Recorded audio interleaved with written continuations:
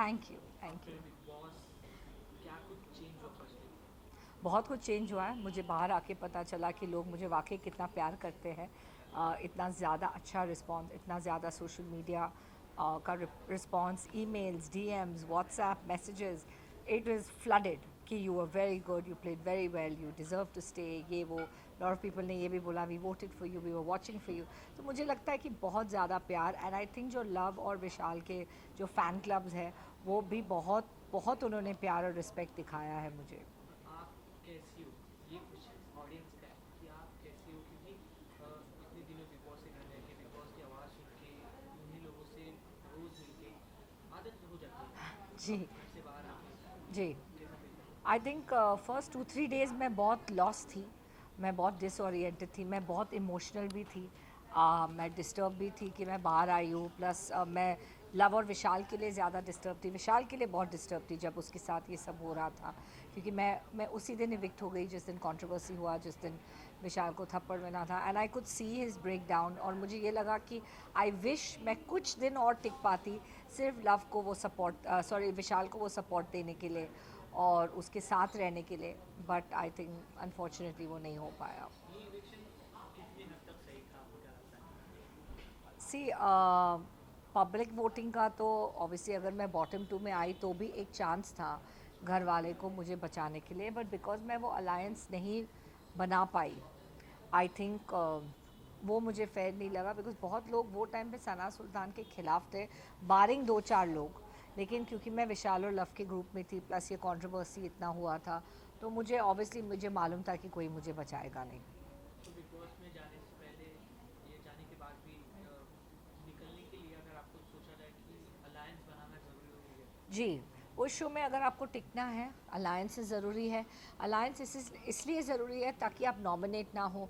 अगर आप नॉमिनेट नहीं होंगे तो आप बाहर नहीं होंगे। It's a very simple process. सबसे पहले आपको घर में अलायंसेस बनाना है। पब्लिक वोटिंग तब आएगा जब आप नॉमिनेटेड होते हैं, लेकिन अगर आप नॉमिनेटेड ही नहीं है तो वो पब्लिक वोटिंग काउंट ही नहीं होता है। So I think till date only एक कृतिका ही है जो अब तक नॉमिनेट नहीं हुई है। बिल्कुल। सो इस तरह से उन लोगों के लिए आपको क्या कहना है who want to fly alone?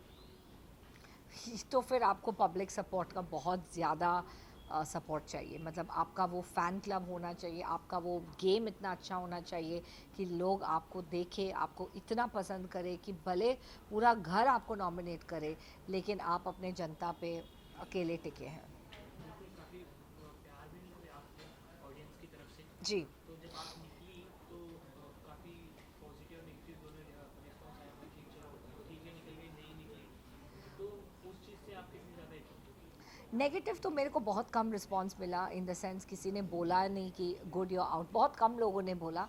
But positive response था वो बहुत हद था, मैं ये हद तक था। नेगेटिव वॉज से 10% एंड 90% वॉज पॉजिटिव मेरे लिए।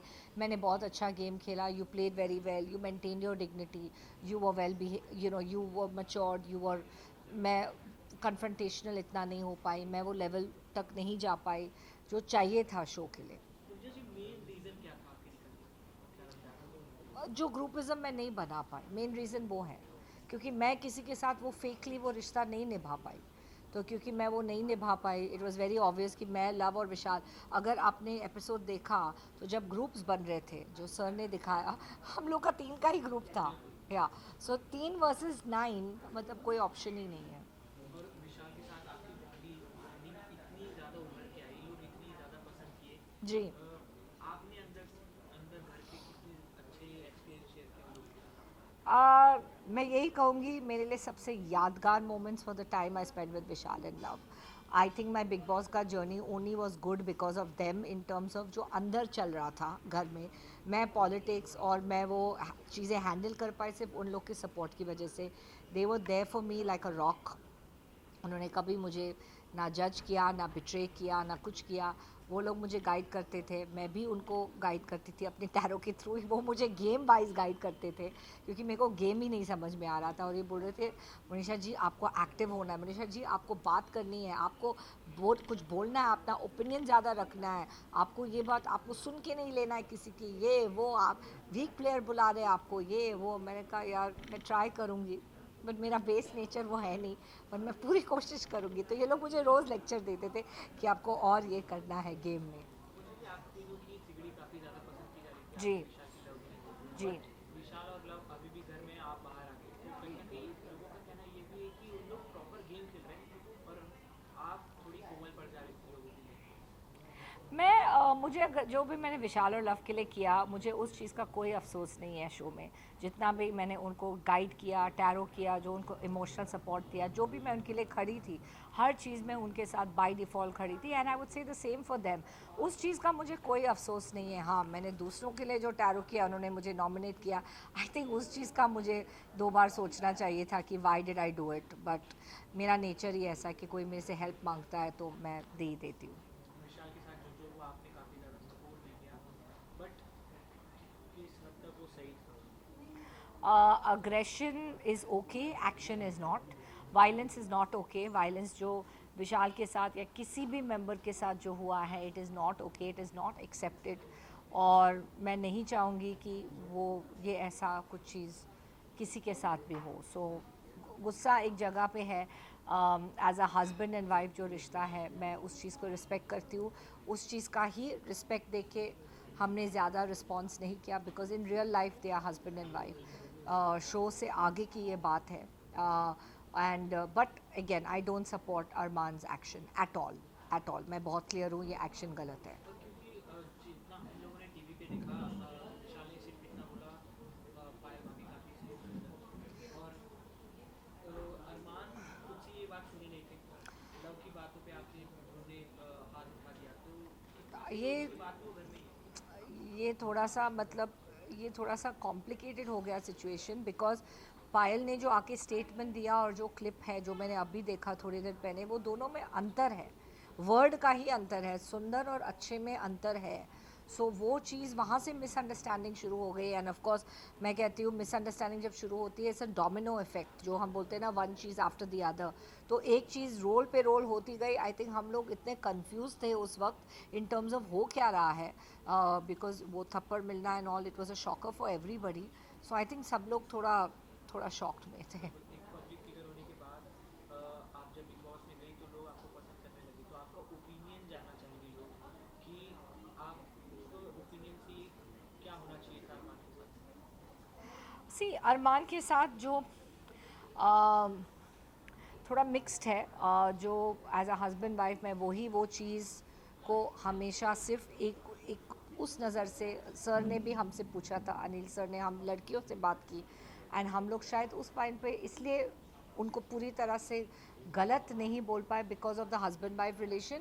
एंड सर ने ये बात बोली थी कि इस प्लेटफॉर्म के अलावा भी आप सोचो और तब आप अपना जवाब दे दो. तो ऑफ कोर्स मैं भी मैरिड हूँ, तो मैं यही बोलूँगी कि हो सकता है कि एज अ हस्बैंड ये रिएक्शन हो, बट फिर भी मैं कहूँगी एक्शन जस्टिफाइड नहीं है, रिएक्शन जस्टिफाइड है. गुस्सा, अग्रेशन अलाउड है, जो हिट करना वो अलाउड नहीं है. But I think big boss ने उनको डन तो दिया है कि वो बाय डिफ़ॉल्ट नॉमिनेटेड होंगे, तो जो उन्होंने किया वो सही किया होगा. लव भी आपके काफ़ी अच्छे दोस्त हैं, जी. वो बॉन्डिंग में दिखी बिग बॉस के घर में। जो Adnan Shaikh as a wild card गए हैं, काफ़ी कुछ कहें वो लव के बारे में।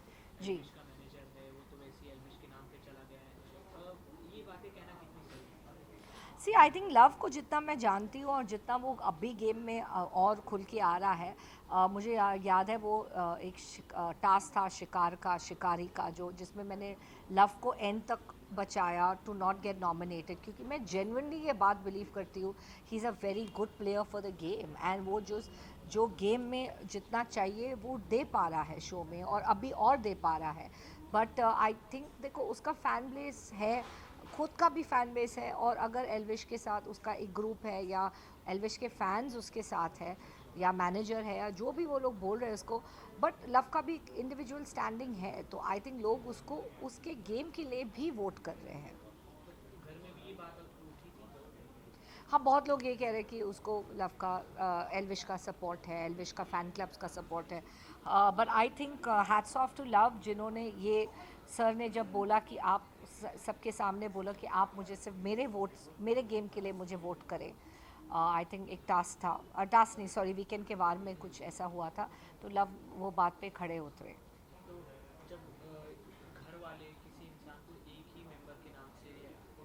सेल्फिश के नाम से पोक कर रहे बार बार और आप लोग की बॉन्डिंग इतनी अच्छी, तो आप लोगों के बीच क्या बात होती थी? तो वही लव कहता था कि मेरा अगर दोस्ती किसी के साथ है या मुझे वो सपोर्ट सिस्टम बाहर है तो इसमें गुनाह क्या है। वो तो शो से पहले भी था, शो के बाद भी रहेगा। ये तो शो बीच में आ गया, उन लोग का रिलेशनशिप शो की वजह से नहीं है। They are friends otherwise also, या उन लोग का ग्रुप अदरवाइज भी है। ये लोग सडनली फ्रेंड्स नहीं बने हैं शो के लिए।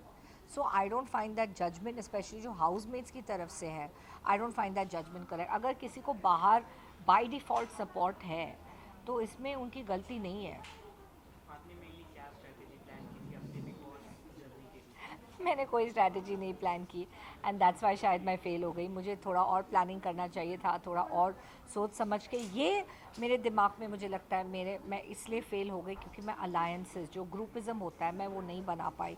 अगर मैं वो बना लेती बाकी लोगों के साथ, या एटलीस्ट एक रिश्ता बना लेती वन ऑन वन ज़्यादा, तो शायद मैं टिक जाती आज तक।